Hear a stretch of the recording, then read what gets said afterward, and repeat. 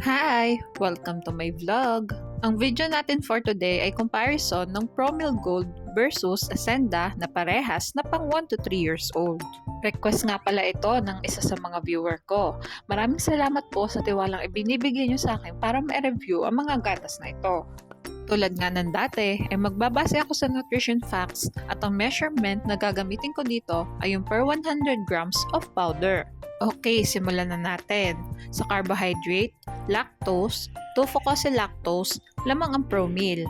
Samantalang lamang naman ang Ascenda sa energy, protein, dietary fiber, fat, linoleic acid, linolenic acid, ngunit wala itong 2-fucosylactose. Sa phospholipids, sphingomyelin, arachidonic acid, and DHA lamang ang Promil. Ngunit walang naka-indicate na sugars sa nutrition facts nito. Kaya naman lamang ang Ascenda sa sugars, ngunit wala itong arachidonic acid. Lamang ang Promil sa first category. Mag-proceed naman tayo sa vitamins. Sa carotenes, lamang ang Promil.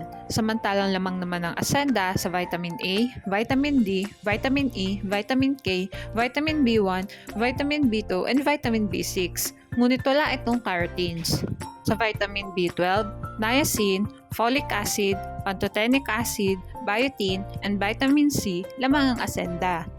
Bale guys, kahit nga may carotenes ang Promil na wala ang Ascenda, i-consider ko na pantay ang dalawang gatas sa vitamins dahil yung the rest ng vitamins ay lumamang na si Ascenda.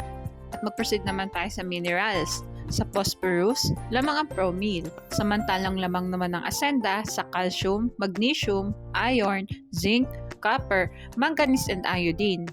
Sa potassium, chloride, lamang ang Promil. Ngunit wala itong molybdenum and chromium. Samantalang lamang naman ng Ascenda sa selenium, molybdenum, and chromium. At pantay naman ng dalawang gatas sa sodium. Lamang ang Ascenda sa minerals. At dito naman tayo sa other nutrients guys. Makikita nyo nga na parehas na merong nucleotides, taurine, choline, inositol ang dalawang gatas.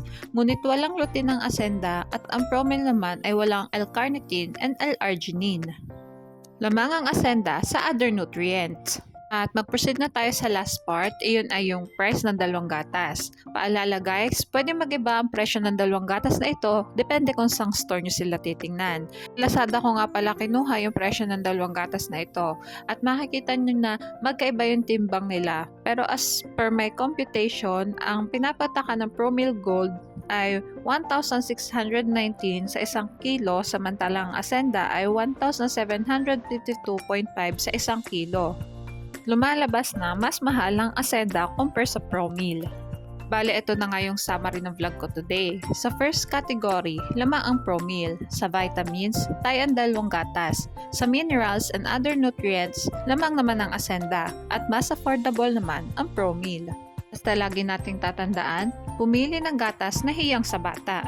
Mahalagang paalala, breast milk is the best milk for babies. Okay, hanggang dito na lang po ang vlog ko. Sana ay nagustuhan nyo. Thanks for watching. Please like and subscribe for more videos.